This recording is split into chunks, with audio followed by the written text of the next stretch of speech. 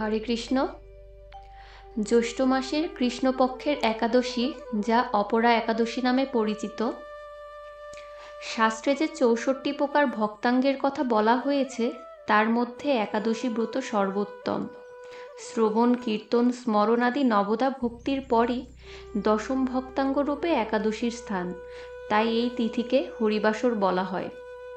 একাদশী তিথি সকলের অভীষ্ট প্রদানকারী। এই ব্রত পালনে সমস্ত প্রকার পাপ বিনষ্ট, সর্বসৌভাগ্য ও শ্রীকৃষ্ণের প্রীতিবিধান হয়। নারী পুরুষ নির্বিশেষে 8 থেকে 80 বছর বয়স পর্যন্ত যে কোনো ব্যক্তিরই ভক্তি সহকারে পবিত্র একাদশী ব্রত পালন করা কর্তব্য।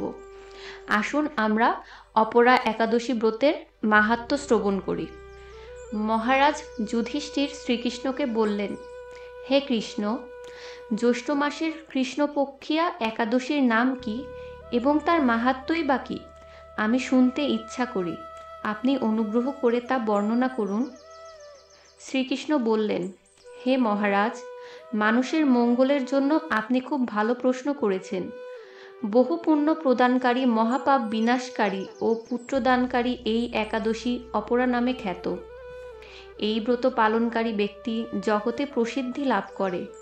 ব্রহ্ম হত্যা, গো হত্যা, ভ্রূণ হত্যা, পরনিন্দা, পরস্ত্রীগমন, মিথ্যা ভাষণ প্রভৃতি গুরুতর পাপ এই ব্রত পালনে নষ্ট হয়ে যায়।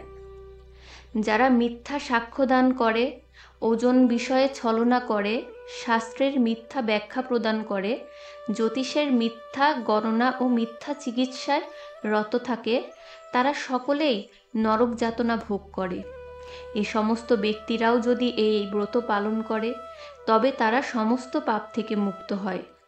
ক্ষত্রিয় যদি স্বধর্ম ত্যাগ করে যুদ্ধক্ষেত্র থেকে পালিয়ে যায় তবে সে ঘোরতর নরকগামী হয়, কিন্তু সেও এই ব্রত পালনে মুক্ত হয়ে স্বর্গগতি লাভ করে।